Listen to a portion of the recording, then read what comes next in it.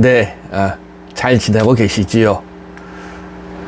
이제부터 보게 될 마태복음 5장부터 7장까지는 예수님의 산상수훈 또는 산상설교로 잘 알려져 있는 부분입니다. 오늘은 그 중에서 5장 1절로 12절까지만 먼저 보려고 합니다.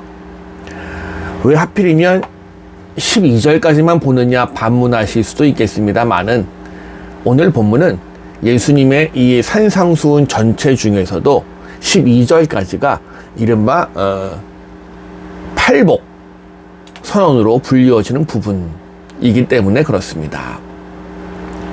근데 가만히 오늘 본문을 주의 깊게 읽어보신 분들은 궁금하신 점이 있을 수도 있습니다. 팔복이라고 해서 하나씩 세워봤거든요. 8가지의 복이 아니더라고요. 11절을 한번 보셔요. 나로 말미암아 너희를 욕하고 박해하고 거짓으로 너희를 거슬러 모든 악한 말을 할 때에는 너희에게 복이 있나니. 이것도 복이잖아요. 그냥 냉정하게 말하면 오늘 본문 12절까지는 9가지의 복과 관련된 말씀인데 전통적으로 팔복선언이라고 불리워집니다. 사람들이 바보도 아니고 9번째 복을 발견하지 못했을 리도 없는데 왜 팔복선언이라고 이름을 붙여서 후대 사람들로 하여금 8가지만 떠오르게 했을까요? 아마도 앞에 있는 8가지의 복은 시적인 운율로 딱딱 떨어집니다. 그리고 9번째 복은 조금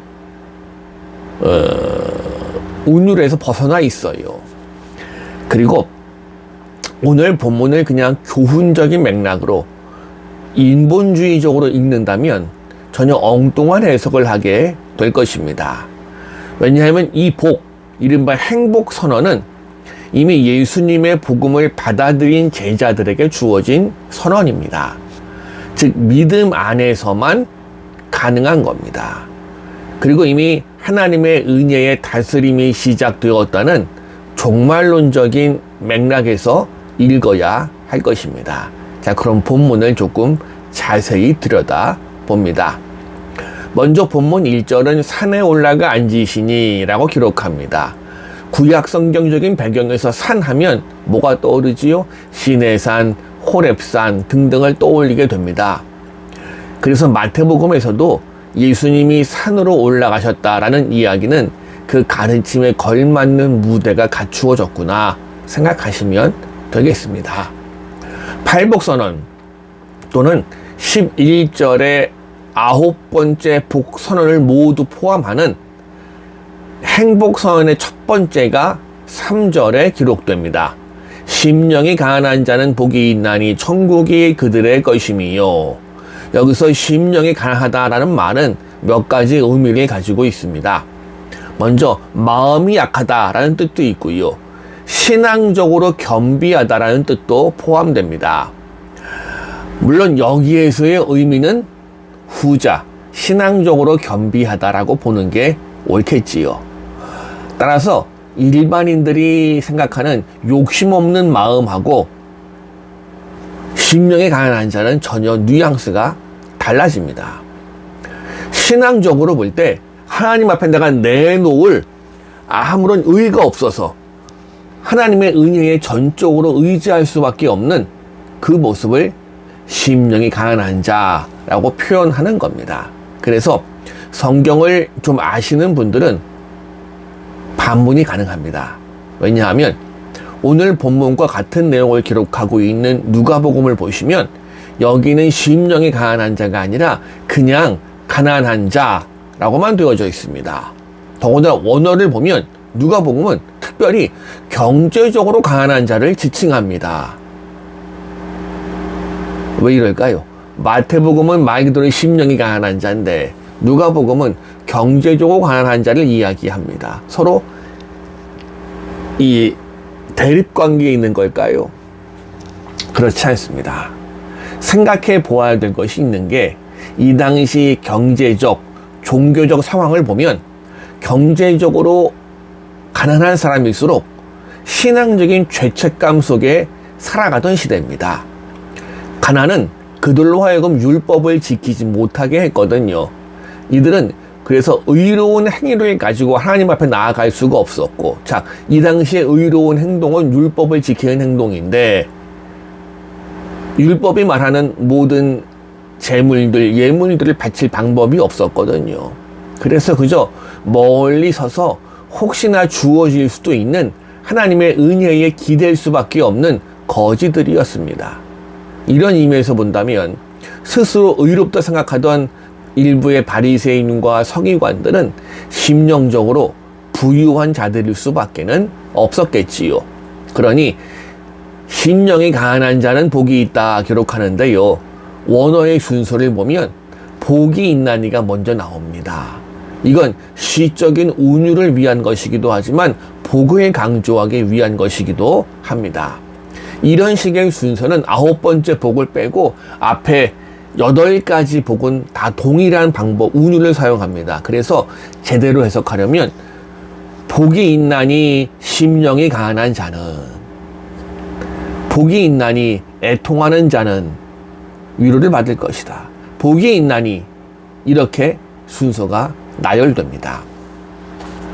그런데 또 여기에서 의외하면 곤란한 지점이 한 가지 있습니다. 복이 있다, 마카리오스라는 단어를 쓰는데요, 이 표현은 단순히 복이 있다라기보단 행복하다라고 번역하는 게 조금 더 옳아 보입니다. 이게요, 복이 있나니 이런 식으로 번역을 하게 되면 흔히 말하는 축복을 받을 것이다, 오해하기 딱 좋거든요. 왜냐하면 이 마카리오스, 행복하다, 복이 있다, 이 단어는 이 당시 세속적인 그리스어에서 그들이 섬기던 신들의 상태를 가리키는 말로 쓰였습니다. 그러니까 낙원에 사는 것 같은 행복한 상태를 가리키는 말입니다. 그러니 축복을 일반적인 물질적인 축복으로만 한정해서 생각하는 우리네 사고 방식과는 완전히 다른 겁니다. 그리고 그 행복의 근거가 어디 있습니까?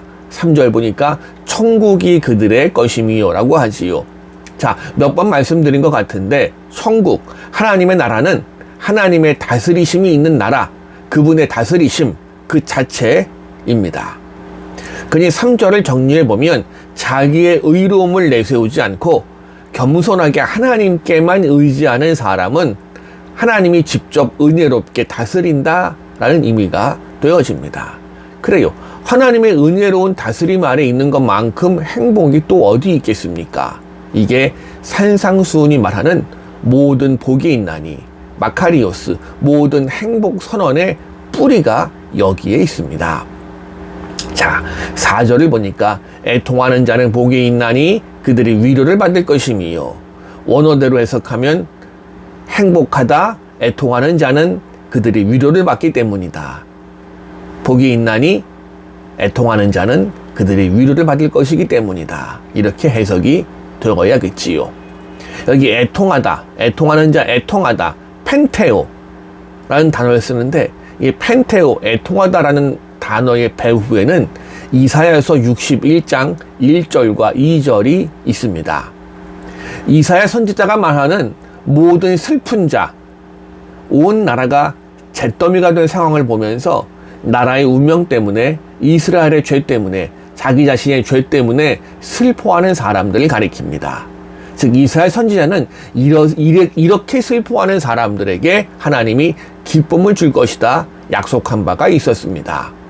같은 맥락에서 예수님도 애통하다라는 말을 쓰고 계십니다. 즉 하나님의 선민, 이스라엘의 비극적인 운명과 이스라엘의 죄를 생각하면서 이게 모두 내 죄라고 가슴을 치면서 눈물 흘리는 사람이 애통하는 사람인 겁니다.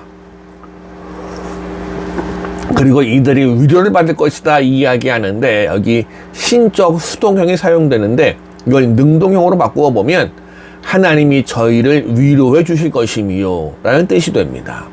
그 시제는 미래 시제예요. 즉 그들을 슬퍼하게 만든 그 상황이 아직은 그대로 있지만 머지않아서 이게 역전되어서 화관을 주어 그 죄를 대신하며 기쁨의 기름으로 그 슬픔을 대신하는 이사야 61장 3절의 사건이 일어날 것이기 때문이지요. 예수님으로 말미암은 새로운 이스라엘이 일어남을 이야기합니다. 5절은 온유한 자를 이야기하는데 온유함, 이 프라오스라는 단어를 쓰는데요. 이 마태복음에서 총 3번 사용되는 단어입니다. 이건 그런데 무력함으로 번역하는 게 조금 더 어울립니다. 사람들의 폭행과 악행 앞에서 무력하게 당하시던 예수님의 모습이 온유함의 표본이었기 때문입니다. 스스로 무력함을 택했기 때문에 하나님밖에 의지할 곳이 없는 거지요. 이들이 받을 것은 땅을 기업으로 받을 것인데요. 이것도 신적 수동형이니 능동형으로 바꾸어 보면 하나님이 무력하게 당신만 의지하는 사람에게 땅을 기업으로 주실 것이다 라고 해석이 됩니다. 역시 시제도 미래 시제. 여기서 말하는 땅은 저도 좋아하고 여러분도 좋아하는 땅, 부동산이 아니고요. 하나님 나라, 천국을 말한다고 보는 게 옳겠지요. 6절을 보니까 의에 줄이고 목마른 자가 복이 있다. 행복하다, 복이 있나니 이 의에 줄이고 목마른 자가. 여기 줄이고 목마르다라는 표현은 구약에서 종종 종교적인 열망을 드러낼 때 줄이고 목마르다는 표현을 씁니다. 그래서 사슴이 시냇물을 찾기에 갈급함 같이 뭐 이런 식의 표현인 겁니다. 이 표현은 수동적인 바람이 아니고 적극적인 추구입니다. 따라서 의에 줄이고 목마른 사람은 자신과 자기 백성들에 대한 하나님의 구원을 간절히 기다리고 추구하는 사람들이기 때문에 떠올려야 합니다. 그리고 이들이 저희가 배부를 것이며, 이것도 신적 수동형이고 능동형으로 바꾸면 하나님께서 저희를 배부르게 해 주실 것이다 라가 됩니다. 시제도 미래 시제, 즉 하나님의 구원하심을 간절히 능동적으로 추구하는 사람들에게 하나님이 그걸 허락해 주실 것이다, 이런 의미가 되어집니다. 그리고 그 구원하심은 한순간에 완료되는 게 아니고요, 한순간에 시작은 되는데 계속 완성되어 가야 될 것임을 미래 시제를 통해서 우리에게 알려줍니다. 그 다음 7절을 보니까 긍휼히 여기는 자. 마태복음을 기록한 마태는 이 긍휼을 하나님의 중요한 속성으로 인식합니다. 긍휼, 자비. 그리고 이 긍휼은 믿는 자에게만 베푸시는 게 아니라 믿지 않는 자 또는 원수들에게까지 베풀어야 될 것이라고 5장 43절 이하는 우리에게 증언합니다. 이런 사람만이, 즉 믿는 사람뿐 아니라 믿지 않는 사람에게까지 베푸는 게 긍휼히 여김을 받는 것. 오해는 없기를 원합니다. 이건 공로주의를 이야기하는 게 아니에요. 내가 긍휼히 여겼으니 내가 당연히 긍휼히 여김 받는다는 개념이 아니에요. 인간의 어떤 공로로도 하나님의 은혜를 당연히 받을 방법은 없잖아요. 이 구절은 다만 하나님의 은혜를 받기 위한 인간이 해야 될 최소한의 도리를 이야기하는 겁니다. 나는 다른 사람에게 독하게 굴면서 하나님의 자비하심을 저는 기대합니다. 이건 은혜주의가 아니라 죄송하지만 후한무치한 겁니다. 그 다음 8절은 마음이 청결한 자. 구약적인 전통에서 보면 마음은 내 감정과 의지와 지성의 자리로 인정되어 왔습니다. 이게 히브리적 사고방식입니다. 하나님이 인간을 만날 때도 바로 이 마음을 통해서 아십니다. 청결하다, 온갖 더러운 것들로부터 순결한 상태를 가리킵니다. 그래서 마음의 청결은 여러 가지 관심으로 이 산만해진 마음이 아니고 가치 있는 거 하나, 하나님의 뜻에만 몰두해 있는 마음이 청결한 자인 거지요. 바로 이런 사람만이 하나님을 볼 것입니다. 하나님에 대한 체험을 할 것이고 정말에 하나님을 직접 뵙게 될 것입니다. 구원에 대한 약속, 천국에 대한 약속이 이어집니다. 이렇게 보면 결국 팔복이 모두 다 주어지는 복은 한 가지예요. 구원에 대한 약속, 하나님의 나라, 천국에 대한 약속이 복의 대가로 주어지는 겁니다. 그래서 이게 계속해서 운율을 맞추어 갑니다. 구절을 보니까 화평하게 하는 자, 에레네노포이오스. 이건 평화를 이루기 위해 내가 열심히 일하는 걸 가리킵니다. 평화, 에이레노포이오스. 참 발음도 어려워요. 저도 보고 읽어야 합니다. 에이레노포이오스. 이건 예수님 당시의 히브리적 개념, 샬롬, 모든 면에서의 온전함인데요. 그래서 예수님 시대의 유대인들은 이 평화를 구원과 거의 같은 개념으로 사용해 왔습니다. 그리고 이런 사람들이 하나님의 아들이라 일컬음을 받게 될 것입니다. 근데 이게 재미있는 게 번역을 좀 이상하게 했어요. 원어를 직역하면 하나님의 아들이라고 아니고요. 하나님의 아들들, 여기 복수형입니다. 하나님의 아들들. 제가 이걸 왜 강조하는가 하면 그냥 하나님의 아들이라고 하면 우리가 알게 모르게 예수님도 하나님의 아들, 나도 하나님의 아들. 그렇잖아요. 쌤인데 이런 못된 생각하는 사람들이 꼭 있어요. 그래서 원어도 분명히 구분해 놓는 겁니다. 하나님의 아들들이라고. 이게 무슨 이야기입니까? 예수님은 하나님의 특별한 아들. 그래서일까요? 우리 주님께서는 주기도문을 제외하곤 한 번도 하나님을 지칭할 때 우리 아버지라는 말을 사용하지 않으셨습니다. 예수님께서는 나의 아버지 혹은 너희의 아버지라는 표현을 사용하십니다.